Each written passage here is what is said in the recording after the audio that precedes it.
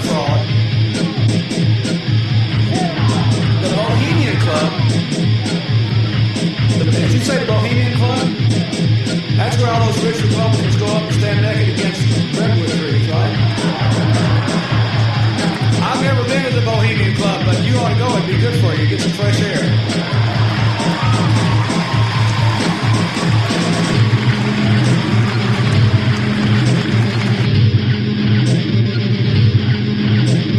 More than 1,000 cadets graduated from West Point today, and their commencement speaker was their commander-in-chief, President Barack Obama. And despite the president's warning about a long, dangerous road ahead in the war on terror, they remain steadfast in their desire to serve.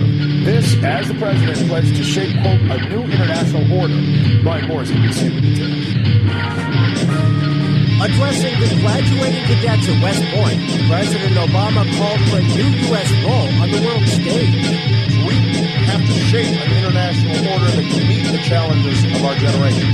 The speech comes a few days before the president lays out his first national security strategy. He seemed to be dismissing the doctrine of President George W. Bush while echoing a phrase made famous by the first President Bush.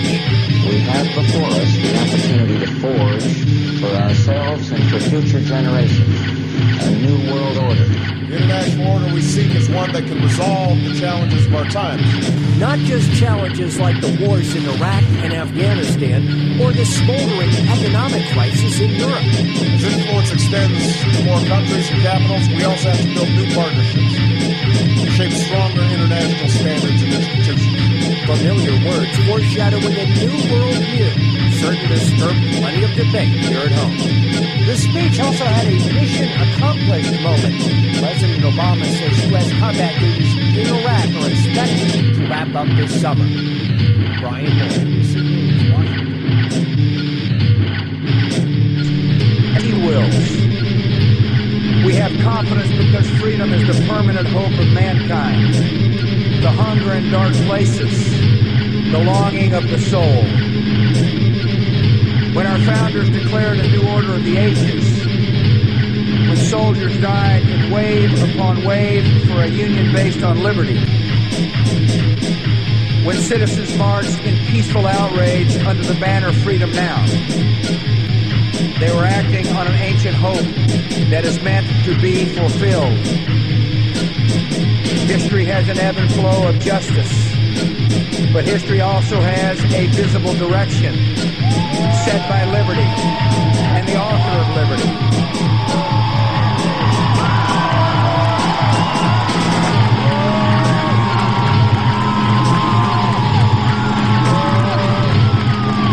When the Declaration of Independence was first read in public and the Liberty Bell was sounded in celebration, a witness said it rang as if it meant something. In our time, it means something still. America in this young century proclaims liberty throughout all the world and to all the inhabitants thereof. Renewed in our strength, tested but not weary, we are ready for the greatest achievements in the history of freedom.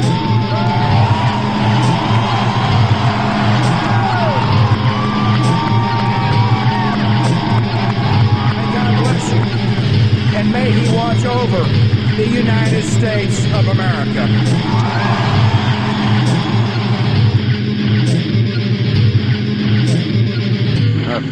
Stretch. Big stretch. I'm sorry. I know you said there'll be a time for politics, but you've also said you wanted a change from home in Washington. How is being recently seen to use aloud whether you had advanced knowledge of 9/11? Do you agree or disagree with the RNC that this kind of rhetoric borders on political hate speech? Yeah. There's time for politics. And, it's time for politics. And, this is a certain situation. Something unrelated.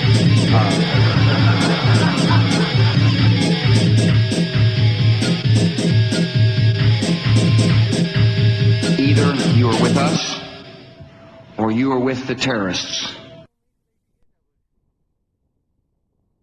No, y lo más probable es que te hubiese chocado.